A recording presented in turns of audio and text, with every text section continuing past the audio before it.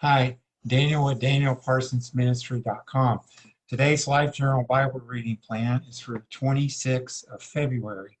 And in the Old Testament, we're going to read Numbers chapter 19 and 20, and also Psalm 28. In the New Testament, we're going to read Mark chapter 5. The New King James Version of the Bible, Numbers 19. Laws of purification. Now the Lord spoke to Moses and Aaron, saying, This is the ordinance of the law which the Lord has commanded, saying, Speak to the children of Israel, that they bring you a red heifer without blemish, in which there is no defect, and on which a yoke has never come. You shall give it to Eleazar the priest, that he may take it outside the camp, and it shall be slaughtered before him. And Eleazar the priest shall take some of its blood with his finger, and sprinkle some of its blood 7 times directly in front of the tabernacle of meeting. Then the heifer shall be burned in his sight, its hide, its flesh, its blood, and its offal shall be burned. And the priest shall take cedar wood and hyssop and scarlet, and cast them into the midst of the fire, burning the heifer. Then the priest shall wash his clothes, he shall bathe in water, and afterward he shall come into the camp. The priest shall be unclean until evening. And the one who burns it shall wash his clothes in water, bathe in water, and shall be unclean until evening. Then a man who is clean shall gather up the ashes of the heifer and store them outside the camp in a clean place. And they shall be kept for the congregation of the children of Israel for the water of purification. For it is for purifying from sin. And the one who gathers the ashes of the heifer shall wash his clothes and be unclean until evening. It shall be a statute forever to the children of Israel and to the stranger who dwells among them. He who touches the dead body of anyone shall be unclean 7 days. He shall purify himself with the water on the 3rd day, and on the 7th day, then he will be clean. But if he does not purify himself on the 3rd day and on the 7th day, he will not be clean. Whoever touches the body of anyone who has died and does not purify himself defiles the tabernacle of the Lord. That person shall be cut off from Israel. He shall be unclean because the water of purification was not sprinkled on him. His uncleanness is still on him. This is the law when a man dies in a tent. All who come into the tent and all who are in the tent shall be unclean 7 days, and every open vessel which has no cover fastened on it is unclean. Whoever in the open field touches one who is slain by a sword, or who has died, or a bone of a man, or a grave, shall be unclean 7 days. And for an unclean person they shall take some of the ashes of the heifer burnt for purification from sin, and running water shall be put on them in a vessel. A clean person shall take hyssop and dip it in the water, sprinkle it on the tent, on all the vessels, and on the persons who were there, or on the one who touched a bone, the slain, the dead, or a grave. The clean person shall sprinkle the unclean on the 3rd day and on the 7th day. And on the 7th day he shall purify himself, wash his clothes, and bathe in water. And at evening he shall be clean. But the man who is unclean and does not purify himself, that person shall be cut off from among the assembly, because he has defiled the sanctuary of the Lord. The water of purification has not been sprinkled on him. He is unclean. It shall be a perpetual statute for them. He who sprinkles the water of purification shall wash his clothes, and he who touches the water of purification shall be unclean until evening. Whatever the unclean person touches shall be unclean, and the person who touches it shall be unclean until evening. So now, as I pull up Numbers chapter 20, we go through the Old Testament once in a year and the New Testament twice in a year. Numbers chapter 20, Moses' error at Kadesh. Then the children of Israel, the whole congregation, came into the wilderness of Zin in the 1st month, and the people stayed in Kadesh, and Miriam died there and was buried there. Now there was no water for the congregation, so they gathered together against Moses and Aaron, and the people contended with Moses and spoke, saying, If only we had died when our brethren died before the Lord. Why have you brought up the assembly of the Lord into this wilderness, that we and our animals should die here? And why have you made us come up out of Egypt to bring us to this evil place? Is it not a place of grain, or figs, or vines, or pomegranates? Nor is there any water to drink. It is not a place of grain, or figs, or vines, or pomegranates, nor is there any water to drink. So Moses and Aaron went from the presence of the assembly to the door of the tabernacle meeting, and they fell on their faces. and the glory of the Lord appeared to them.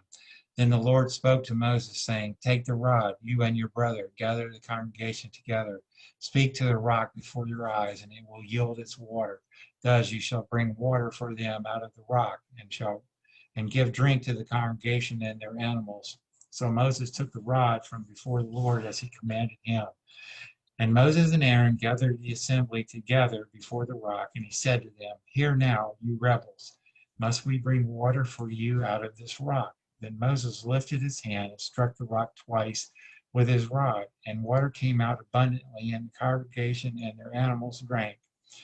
Then the Lord spoke to Moses and Aaron, Because you did not believe me, to hallow me in the eyes of the children of Israel, therefore you shall not bring this assembly into the land which I have given them.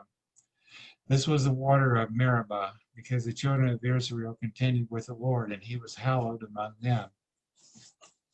Passage through Edom refused. Now Moses sent messengers from Kadesh to the king of Edom.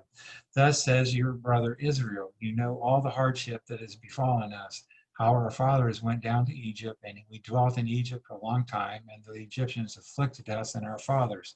When we cried out to the Lord, he heard our voice and sent the angel and brought us up out of Egypt. Now here we are in Kadesh, a city on the edge of your border. Please let us pass through your country. We will not pass through fields or vineyards, nor will we drink water from wells. We will go along the king's highway. We will not turn aside to the right hand or to the left until we have passed through your territory. Then Edom said to him, You shall not pass through my land, lest I come out against you with a sword. So the children of Israel said to him, We will go by the highway, and if I or my livestock drink any of your water, then I will pay for it. Let me only pass through on foot, nothing more. Then he said, You shall not pass through. So Edom came out against them with many men and with a strong hand. Thus Edom refused to give Israel passage through his territory. So Israel turned away from him. Death of Aaron. Now the children of Israel, the whole congregation, journeyed from Kadesh and came to Mount Hor. And the Lord spoke to Moses and Aaron in Mount Hor by the border of the land of Edom, saying, Aaron shall be gathered to his people, for he shall not enter the land which I have given to the children of Israel, because you rebelled against my word at the water of Meribah. Take Aaron and Eleazar, his son, and bring them up to Mount Hor, and strip Aaron of his garments and put them on Eleazar, his son. For Aaron shall be gathered to his people and die there. So Moses did just as the Lord commanded, and they went up to Mount Hor in the sight of all the congregation. Moses stripped Aaron of his garments and put them on Eleazar and his son, and Aaron died there on the top of the mountain. Then Moses and Eleazar came down from the mountain. And now when all the congregation saw that Aaron was dead, all the house of Israel mourned for Aaron 30 days. Now I'll pull up Psalm chapter 28. And as I do, we've got hundreds of spiritual messages at danielparsonsministry.com. And my wife, Patricia, is a gourmet chef, and she's got hundreds of really delicious vegan recipes. And you can access those by clicking the Healthy Living tab at danielparsonsministry.com. Please comment on your favorite recipe. We enjoy interacting with people. Psalm 28, rejoicing in answered prayer. Psalm of David, to you I will cry, O Lord, my rock. Do not be silent to me, lest if you are silent to me, I become like those who go down to the pit. Hear the voice of my supplications when I cry to you, when I lift up my hands toward your holy sanctuary. Do not take me away with the wicked and with the workers of iniquity who speak peace to their neighbors. But evil is in their hearts. Give them according to their deeds and according to the wickedness of their endeavors, and give them according to the work of their hands. For render to them what they deserve, because they do not regard the works of the Lord, nor the operation of his hands. He shall destroy them and not build them up.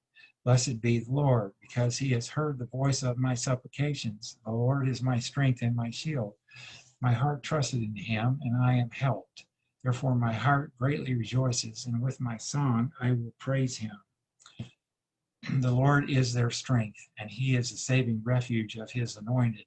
Save your people and bless your inheritance. Shepherd them also and bear them up forever.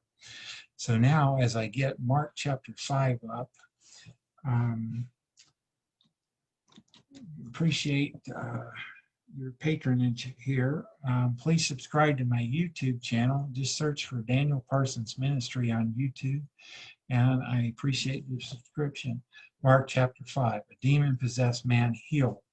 Then they came to the other side of the sea, to the country of the Gadarenes.